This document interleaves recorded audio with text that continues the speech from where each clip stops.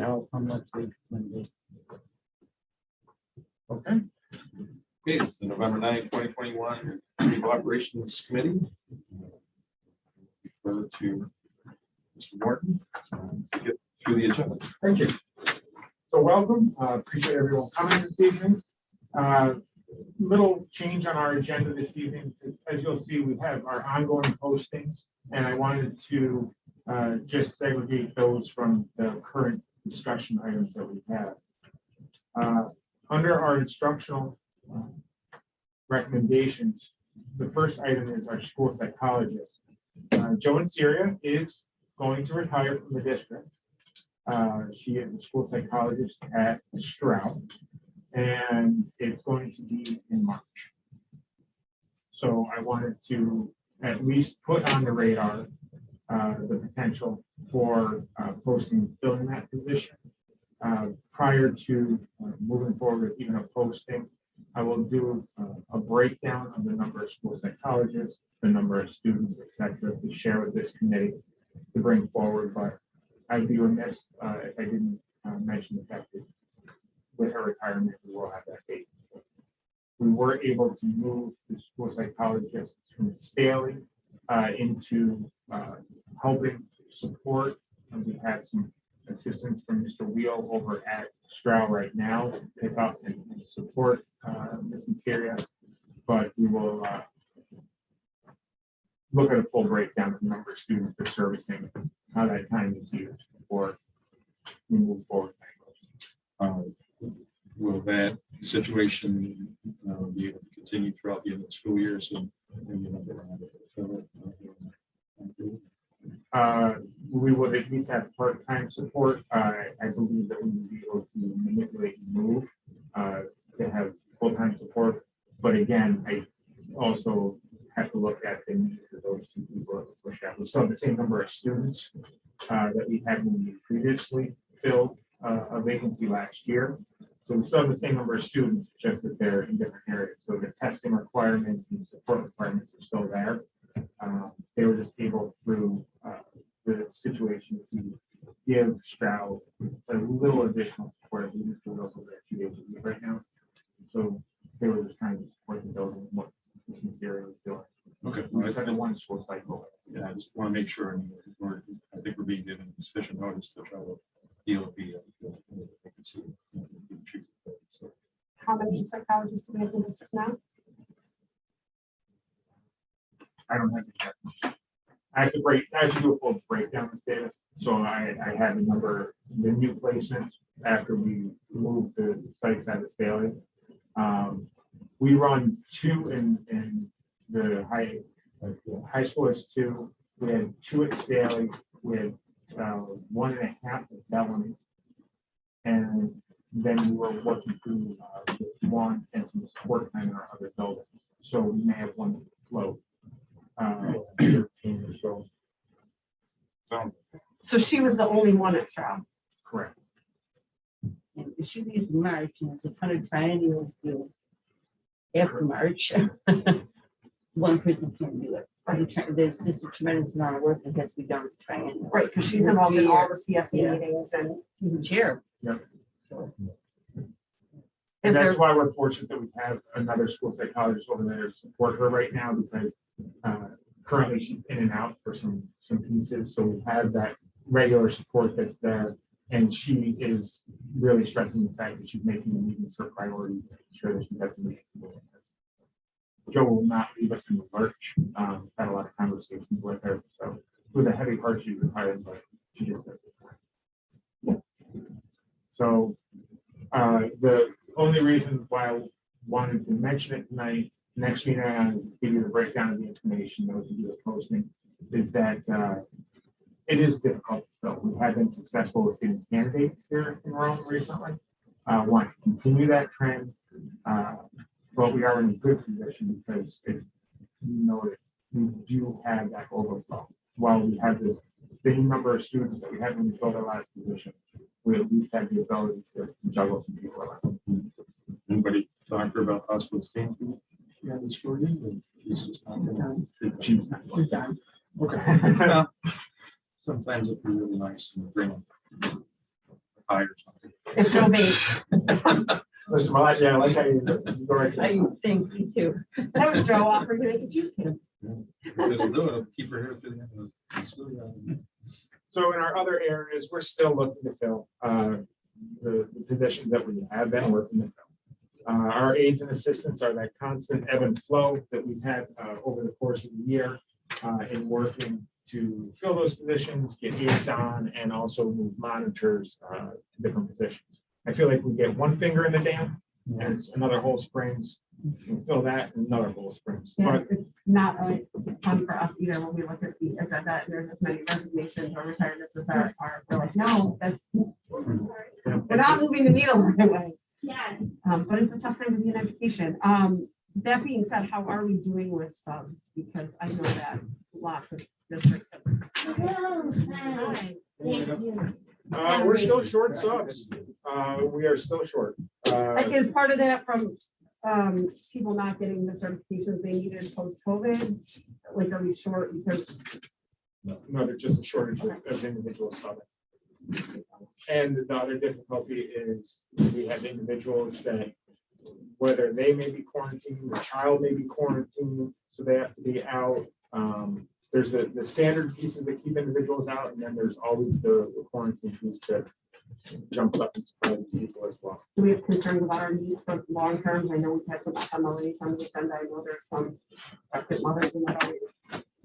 Long terms aren't the problem, it's the day-to-day folks are turning down. Your standard retiree that would come in every now and then when they want to, they're just not, they're just saying no. In fact, the bigger problem we have is that a lot of our retirees didn't work last year, so their certification expired. Because they have to work one day a year, calendar year, in order to maintain their certification as a sub, and they just didn't do it. So now we've got a few people that would like to work, but now we gotta get them recertified and go through that process. It's not a fun situation to be in, but yeah. Thank you. The bigger issue is the lack of bodies that are willing to fill in for the day-to-day. The long terms, there's more security. So Long terms tend to turn into future teachers, which is a good thing. So I guess that's not terrible because that's going to be our future. Well, and it's working through and it's identifying teaching assistants that may have a teacher certification, because we have individuals that are teachers, assistants, or substitute assistants that we can work with and get them to sub. If they have a certification or if they're interested in doing just maybe a week when someone's out. So we are, I believe it's on Monday, we're also holding a substitute orientation up at RFA at the end of the school day for some of our new subs to get them on as well. So we're working and trying to get additional subs. It's a daily conversation. Not just here, like about everything. It's just It's everywhere right now. But Everyone. The under non-instructional, this is an update from when Mr. Sullivan gave his update to the board.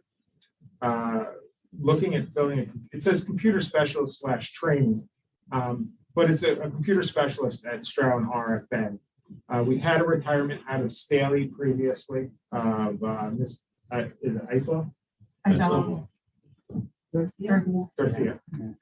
And the computer specialist does that front line of defense and supporting teachers, supporting students with any technology issues. So it was just the creation of a split position between both the high school and the middle school to support those students and teachers in those two placements. We did not fill her position, so we're just looking to post and fill now. The conversation was during the presentation. Patrick advocated to fill that position, but we didn't want to go around and do any postings without bringing it to this committee as well. So there is a need. I mean, especially now, Patrick made a pretty strong case for the technology that we have. So. And Patrick is not one that will come out and say, I need. Patrick is very reserved. So when we spoke, so this is a need to fill this position. It's good to hear him speak up and say needs. And then it moves to our items under other. Previous item that I had raised to this group was an ENL teacher and filling an ENL vacancy. The rationale behind that is, and it actually loops in with what you were sharing, Ms. Davis, in terms of some of our staff going out on FEMLA, some of our expectant mothers today. We were fortunate at Stokes to have one of the Staley teachers who moved up to Stokes as one of those additional coverages, who also had a certification in ENL, who picked up, and since we had some students in the kindergarten level, it was a perfect fit for the individual work with some of our kindergarten ENL students, but also was able to work with some of the additional students at Stokes for ENL services. Right now, a standard day for an ENL teacher is about 1,400 minutes. It's 1,400 minutes a day where they're working with students. That encompasses also 190, we broke it down by the minute service time. So It's not a day. it's a week. Yes, sir. It's 23 hours a day. Yeah, because That's as a I look long at the day. lunch, I'm Probably about thinking, right. we do not have 195-minute lunches. That would be a disaster. That would be a disaster. So it's 1,400 minutes a week that we have service time for our students. Right now, we have right around 1,650 minutes of services needed at Stokes Elementary. And that's looking at 2 students we have coming in that will be screened and the services will be determined. They just registered last week. So the top end is going to be 1,650 minutes a week. It will end up being right around 1,400, could be 1,350, could be a little above. But the necessity is to fill an ENL position at Stokes. We do not have someone there to service those students. Well, I think that's supported by the conversation we had in that program. So how many, Jen McDonald made a strong case for how many more kids we're servicing and how many more languages are being spoken in the district. So I don't think we're surprised by hearing that. No, when we were fortunate that we started the year with an individual who certified in that area and wanted to do that. But now with the individual saying, I'm going to go out as Right. they need to, we do need to consider filling that position and we need to do a hire for it. We believe that we can hire someone. We had some interest the last time we posted for an ENL position, so we believe we tap in and have a candidate. So that's, you said it's a position, it's already budgeted, right? It's just been. No, it's not. It's not much. It will be creating, position. I thought it said that it's good. Yeah. We have a regular We have classroom a teacher. common branch certified teacher who traditionally would be a kindergarten teacher. But because they didn't want to co-teach with somebody and they have the certification for ENL, they volunteered to do ENL services instead. So it's not it's a kind of she's basically helping out. She doesn't have to be doing it. The union would probably advise her not to do what she's doing, but she would rather have her own group of kids to work with than be in a close-by situation. Well, and I had a couple of the Staley teachers express that when they were trying to determine where they're like, on one hand, we could be totally helpful in that situation because we are aware there's a sub shortage and we have people going out.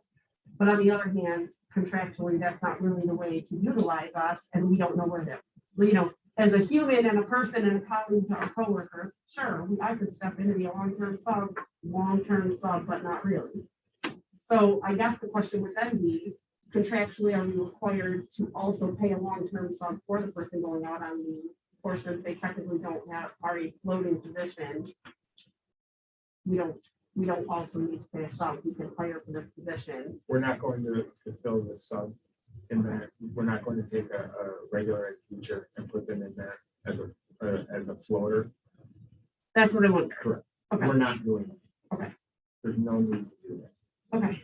And that's actually direct conversation with the individual going out. That person was saying, you don't need to fill what I'm doing. There's no need in the kindergarten for me in my capacity to fill. But we really do need to look at the CNL position. Okay. When they come back, there will be things for them to do. It will be working. It was a natural fit because some of the students that she was servicing were kindergarten students.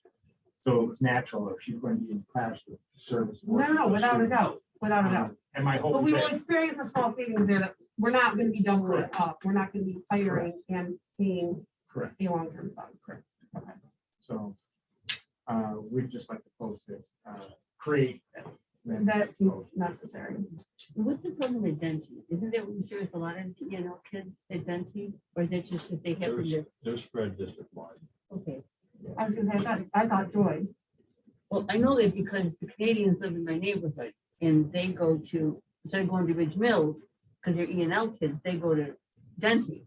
And your mom just said, well, that's where the program was. So is it kind of based on we have different spots throughout the district that the E&L kids go to? No, they go to their home schools just like any other student. No, Except for if they register after a point that the teacher in that building has a caseload that doesn't support the legal requirement. So is, Some kids prior to, when we didn't have as many kids in E&L, they went to certain schools had a program, which technically they should have never been that way. And so we kept them there because we're not going to move kids out of the school. Some of it's based on childcare needs, so if their childcare placement is not, expected, they're there for that reason. Like, generally speaking, and students should be no different than any other students in the district. But there are cases, like in these cases, a lot of the Stokes students, they're at Stokes because the other caseloads are too great in the buildings. We can't keep adding to the buildings in the catchment areas, so we have to bus them to a building that has more space in the classrooms. this I was asking about the digital one, I thought maybe it was filled. Yeah, They should be, yes, everything right now except for But here, Stokes. this one you say should be rich. they should be rich. Okay. Yeah, Yeah, they Ridge definitely is, should be rich. So they're just full. we They're have all designated where this person goes. This person, this They'll be hire at would be Stokes. Stokes. Yeah. There's a full-time need for Stokes. It was actually the point where Mr. Colonel tracks it. So I have it down to the minutes for every student, along with the question mark, because individuals are being evaluated. And in doing this, she said, listen, the number falls above the number of minutes that we're allowed. I assure you, it will fall under that once it's done. But it's going to be right around that target time. So this won't be the only time this year we have a conversation. We're averaging 2 to 5 new E&L students a month right now. So usually anytime you get above 8 to 10 new students is a full-time staff member. That's gonna be my next question. For both of you. And honestly, like right now, the well is dry. So the next time a kid moves in, now we're playing the shell game. Usually what we do is we ask our high school teachers, our secondary, teachers, we pay them extra duty to, when they finish the day at 2 o'clock, they go to an elementary school to do the in-house services. So that does, and then that will cycle for several months until we have enough kids to ask for another position. And then it's going to increase rapidly. Do we get any assistance towards, like, is there any additional funding that we get? No. No.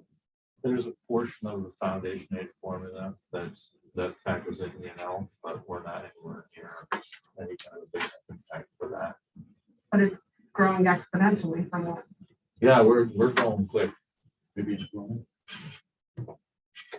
bust. Slow initially. Can we have their drivers?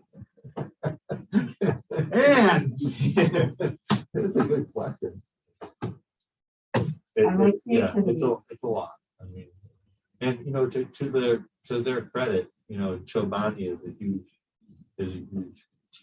reason for that. And they're a great company to work for. And a lot of immigrants want to move to this area because of that. And so very rarely you come to the country and set up shop immediately and get work. That's huge. So And we're thinking obviously, in the 90s. That was literally a farmer's field. If you drive through there now, it's like going by a football stadium. It's insane if you've ever seen. Yeah. The enormity of their facility.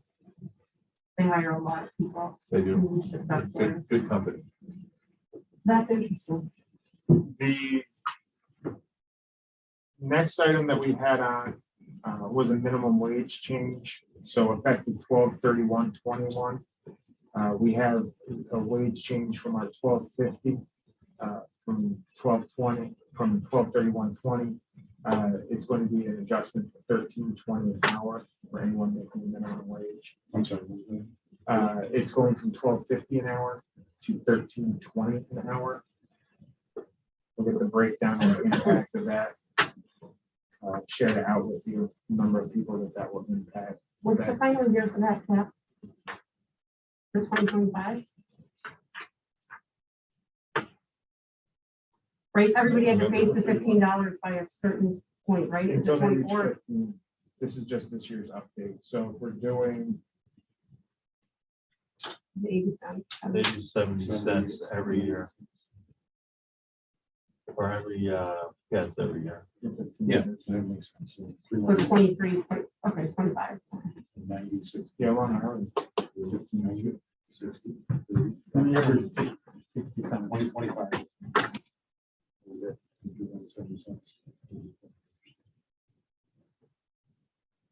We don't have many hourly employees that are below $15 an hour. Anyways, we try to take care of that last negotiation, but there's always going to be a few around there. I think we're pretty close to that. So we're talking about around one. It's a handful, but I'll give you a Wait, breakdown. there's no, if there's anybody below, do we have to do there's a name for it when you do that adjustment, right? Retro, I want to be retro. No, it's not a retro, if I'm already making $13.20 because I've gotten raises and now everybody else is being brought up to me. It's not wage compression. We don't. That compression, We don't go into that. No. It's just taking the lowest and pushing it both. It's only if you're below the minimum wage. But it's not compressive. So there's somebody already at 13.20. Correct. There is. It's at 13. Or if they're at 13.5. We have very few employees that are not employed. but where we'll feel this is in things like our summer labor and things like that, Yeah. we pay the Yeah. minimum. The next item we had was a student support specialist job description. Those superintendent sent that out on Friday. Just wanted to share that with everyone. I had one question when I read it previously. I don't see anything specifically pertaining to attendance. And I know that that was one of the goals and ways to correlate it to ESSER was trying to, and obviously after the last meeting we had and looking at attendance data, that's really needed. So I was just curious about that. I know you wouldn't want to be redundant. I know you were working with the units and you wouldn't want to be redundant to anything that area does, but I know that was I know it says other duties as necessary, but that was really one of the goals of this person, right? I mean, you're going in at risk, but you really want to. In just a review through it, I think that could be something that would be added up in the first bullet in the support efforts to students, including something to the effect of attendance in that area and defining that. And we've had this, for lack of a better term, scrubbed by a number of people, but I appreciate that moment. Sure we get that in there. I think most people read the term at risk and they assume attendance first. But I think But I think it's smart to spell it out. Yeah.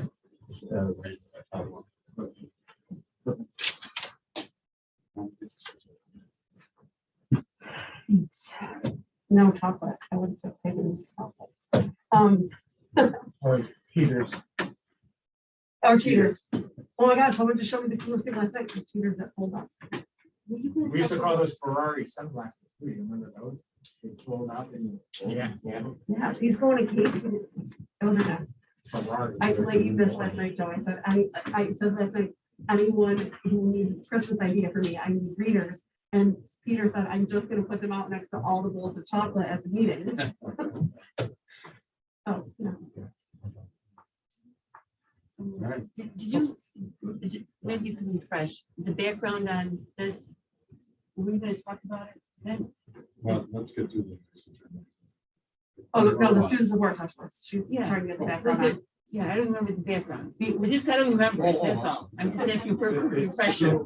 That's all. So if you go back, it's kind of after it's a part, this is kind of trying to replace what law safe schools was doing. In Okay, the buildings. okay. And I won't talk about it in public session, but there were some things that we discussed as a board privately. We didn't renew their contract. Right, I remember And we that, were- yeah. We were basically taking on money that we used to pay to an agency. We're gonna bring those people in-house so that we know that they're working for us throughout the year. Gotcha, So we- okay, now I got We it now. created the positions a few weeks ago. The next step is approving the job descriptions. Once this is done, we can post these positions Friday and then move forward. The last step after these are created is negotiating the salary with the RTA. I'm the one of, most people doing this work in the private field are making about $30,000, which is pretty nominal. So I'd like to ask the RTA to put a starting salary about 45, knowing that they'll probably say that's too high, come in with a number that's a little bit lower, that is still acceptable for someone doing the amount of work that we'd like them to do. So it's a 10-month plus 20-day. It's the opposite of negotiation. I was gonna say, it sounds When we start backwards. teachers. No. but Teachers want less money. Yeah. Not less. Well, that's because it's not a teacher. But it is a Still, bachelor's, degree. It is a bachelor's degree preferred, and it is like demanding, and it is. Absolutely. not So just gonna be it's a a 10-month plus three- 20-day position. I mean, previously, 30,000? Huh? 30,000? That's what they're making in the private sector No, doing no, this type I of work. know, I'm just saying, wow, that's like, how, why would, That's why I'm saying if we can get them to 40, 45 on the RTA, we're gonna be guaranteed to get a large quantity of people for 2 positions, and we'll have to pick up the litter. why would the RT be against a higher salary? Because they'll probably take flack that if you're bringing these 2 new people in, what are you gonna do for the nurses and the ISS and all the other ancillary positions, our teachers and. but this is kind of a neutral, and the response, the part of this that tried to us. For the students. You would think we want, yeah, that's kind of just. The piece of this that tied to us was It's a recovery. very small percentage of the group. though. And It's the vocal minority. This is 2 specific individuals. Maybe we'll be right. Are you guys comfortable if we start at 45? If they say yes to that, is that too high? We should probably ask that Listen, question we're first. approaching $15 an hour, which almost works out to. We're talking 21st days in the summer too. Yeah. So I mean, to me, that's like a no-brainer. I thought with 42, I think. When I. Yeah, but the 30 wouldn't include the 20 given. $15 an hour, you're actually, you could work minimum wage at McDonald's and make 31,000, so. 42? I'm guessing that. we should go a little higher than that. Well, the 12 plus the 20 days, so right, it's the 20 days in the summer is the 42 divided by 180 times 20 is their additional pay. So it's, if you think about it. Why don't we just make it a range and then we just, depending on experience, you can. Offer that. Yeah. Start at the bottom. And just start around. Have that conversation with the RTA, yeah, and get some numbers. The work is so short. I can't believe we're No, even having because this you know what? conversation. Conversation, right. We actually do have those conversations sometimes. Well, I mean, again, this is, we've talked about the fact that there's a need, these kids need safe people. We've talked about this through DEI, we've talked. Maybe the job description say, working through a lens of equity. We just add that to every. description now. So Um, I'll get that and we'll. So we're hoping that we have this person in place by the first year. I mean, I guess We can. it had been my perception that we were not gonna have a gap, and I think that's been my biggest concern, that we've had a loss of that role. And I guess my other question related to that would also be, in the ESER, we had also at one point looked at like parent liaisons at the building, and that kind of went away. So if this works, is this something that we'd be looking to float a couple of people in the elementaries too, or are we just thinking that right now we can make it work with? I would say if it's something that we like, then there's no reason why we can't expand that downward. Actually, not at all. I mean, I feel like 7 through 12 is definitely where different issues Immediate. come to play, and you have less parental involvement in getting the kid out the door and connected. So it makes more sense there, but I think there's an argument to make for fifth and 5th graders right now. I too. agree. I I do. I do. I agree. Well, let's start at square one.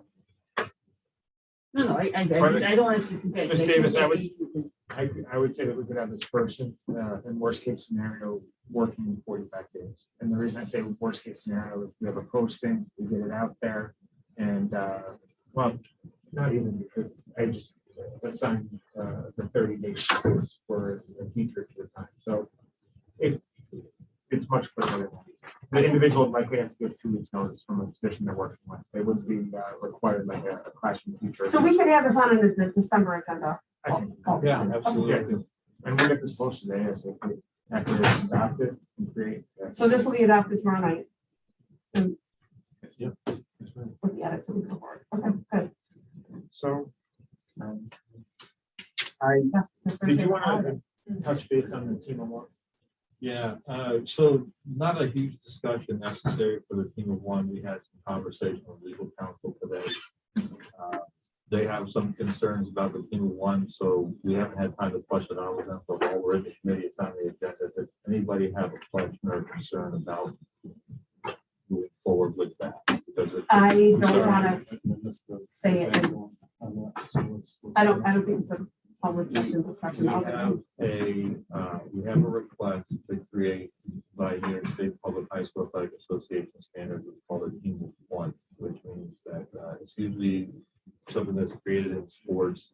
This particular one happens to be for alpine skiing, where you have a single student that wants to compete under their school banner, not combine sports with another school. So for instance, we do combined lacrosse with Oneida, and we usually have 1 or 2 Oneida high school kids that play on the RFA. We have a student who happens to have a parent who's a certified coach and eligible to be the coach that wants to be a team of one to ski under the RFA crest versus combining with Camden's ski team. There's what you have to it is there's no cost associated for the coaching. The parent is waiving the coaching rights. They would practice with the Camden team. The parent's responsible for all travel, all that stuff. On the flip side of that, there's other questions that do get raised. So legal's raising the question of, did the RTA agree to allow the coach to waive the stipend? Because technically stipends are contractually negotiated. We had that conversation. It was one of those things where it's like, okay, if a parent wants to coach their kid, they're certified, they're gonna do it by themselves. It makes sense, let's do a good thing for the kid. But then we got into the legal things, there's a little bit more to it that we haven't digested. But I figured we'd at least have the conversation about concerns. Internally, one of the questions we had was, well, what happens if more kids want? Well, that's my question, my because I know there are question. kids It was gonna who be my want to do What that. happens if, another one that came into the base was transportation. In order for, do we allow our coaches to transport our student athletes? The answer is no. Technically, you're not supposed to transport a student if you don't meet the qualifications to be a school bus driver. Doesn't matter what vehicle you're driving in New York State.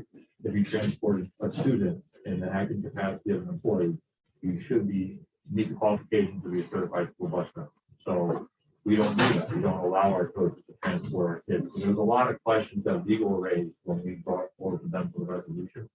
So we put the brakes on it. It's not on the agenda tomorrow night, but I figured while it's here and we have the committee, before I go too far deeper with Mike and the parent, I figured I would just raise the question here. Are there questions or concerns that the group has? You want to have dialogue about it? If there's a question or concern you have, we want to look into above what I've already mentioned.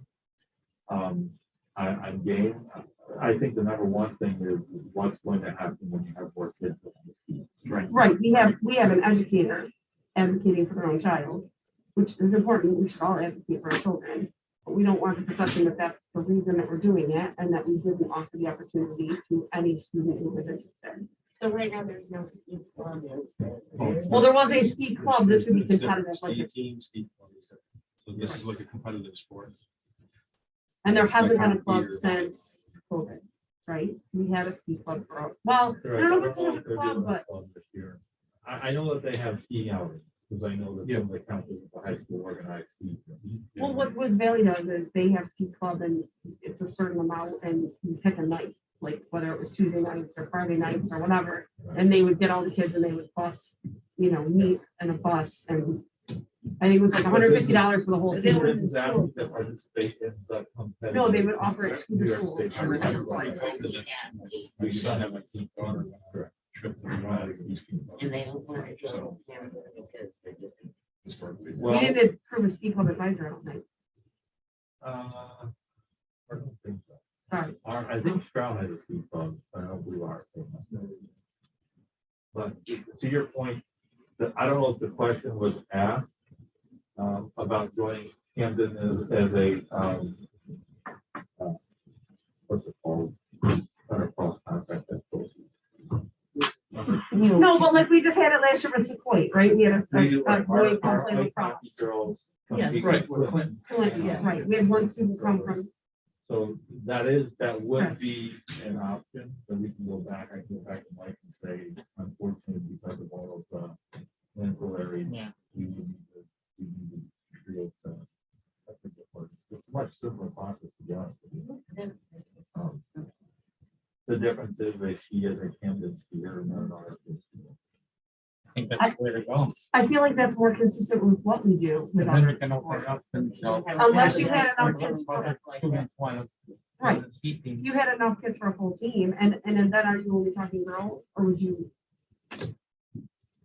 I think that's the question. So the point being, we don't need to have discussion about it. I'll go back and talk to Mike and let him know that the direction we need to explore is combined sports. That's the term, combined sports. Combined. I guess the other thing is I'm not 100% clear on what the process is for us to get approved to have. Like, I know I missed the opportunity now, but there were boys who were interested in the volleyball team in the fall. And then it never materialized because they said, oh, well, it's a process to be able to offer other sports and be part of the league. Correct. So, yeah, It's a lengthy process. There's kind of line involved in it. If you're gonna create a boys sport, you have to create a girls sport, like your balance and.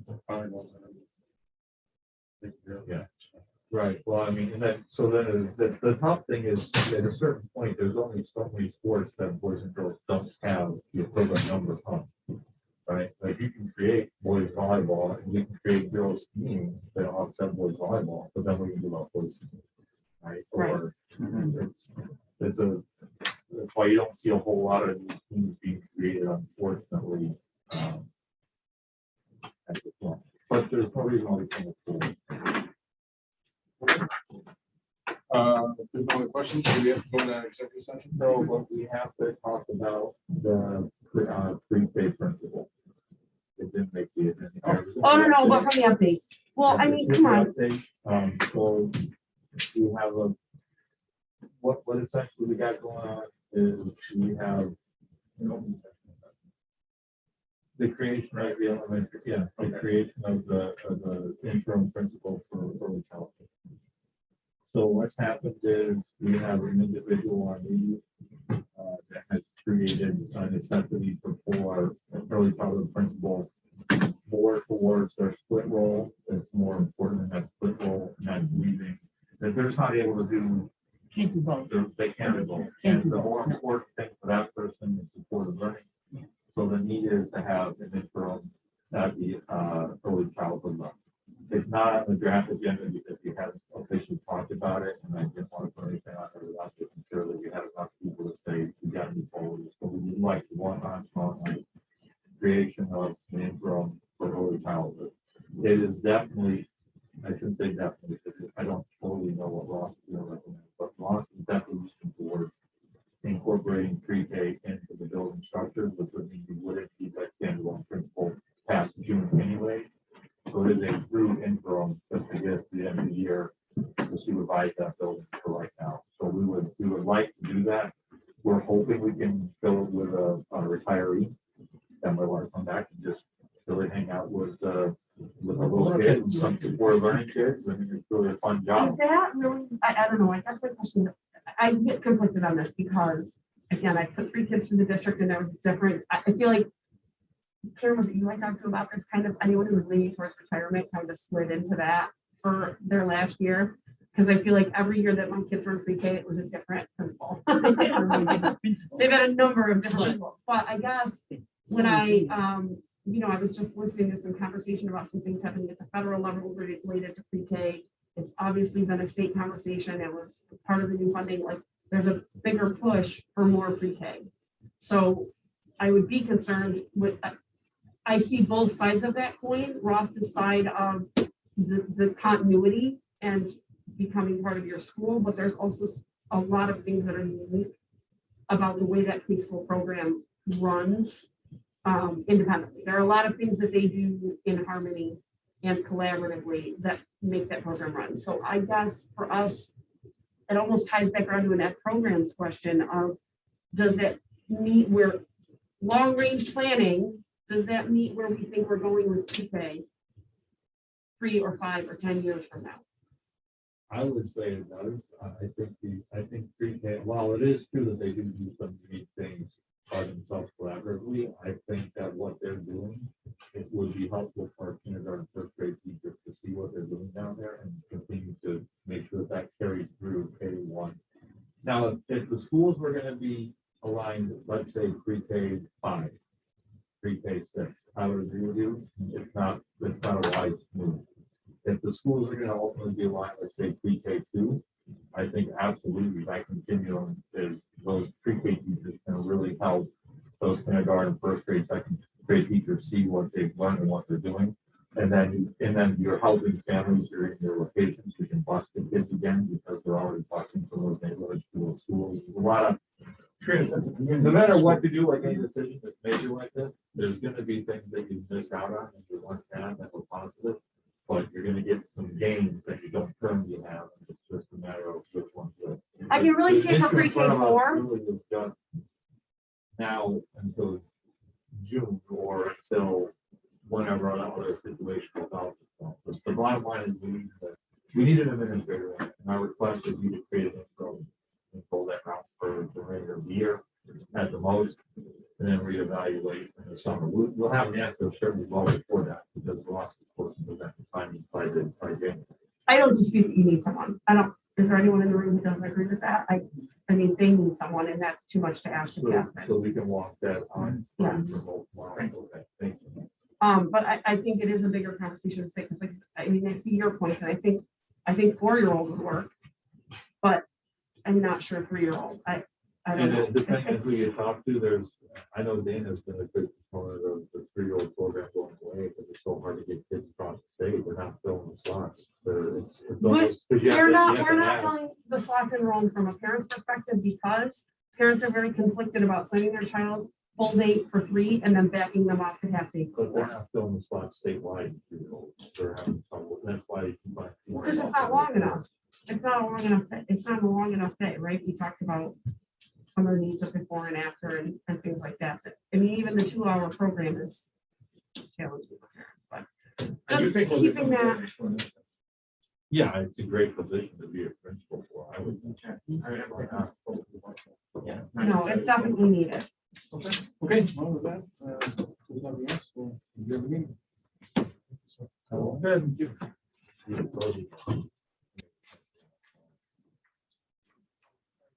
These, I'm gonna bring in my